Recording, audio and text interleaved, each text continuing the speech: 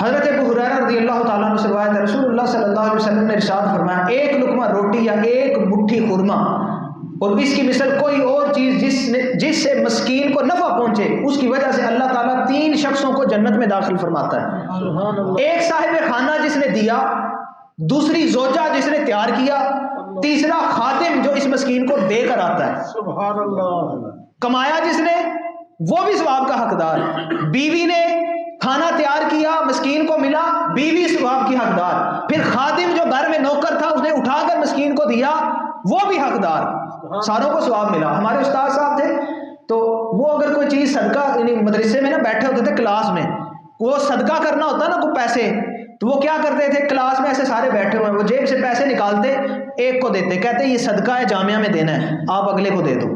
وہ اگلے طالب علم کو دیتا، وہ اگلے کو دیتا، دیتے دیتے دیتے جب آخری کے پاس پہنچتا فرماتے جاؤ ناظم صاحب کو دے آؤ۔ پھر بعد میں بتاتے کہ میں نے ایسا کیوں کیا ہے، میں نے ایسا اس لیے کیا ہے کہ جو صدقہ میں کر رہا ہوں وہ ثواب صرف مجھے ہی نہ ملے آپ کو بھی ملے۔ سبحان اللہ۔ تو صدقہ استاد صاحب نے کیا تھا لیکن وہ اس ثواب میں ہمیں بھی حقدار ٹھہرا رہے ہیں، یا میرے طالب علم بھی محروم نہ ہوں، وہ ہمیں بھی دیتے کہ صدقہ آپ آگے دیتے جاؤ دیتے جاؤ۔ تو اس لیے جب بھی صدقہ دیں اپنے بچوں کو کہیں تو بیٹا یہ فلاں کو دے، اپنے گھر والوں کو خود دیں، اپنی بیوی کو کہ آپ اپنے بچے کو دو، پھر اپنے بچے چھوٹے کو بولیں آپ بڑے کو دو، اس طرح کر کے سارے ثواب کے حقدار ٹھہریں۔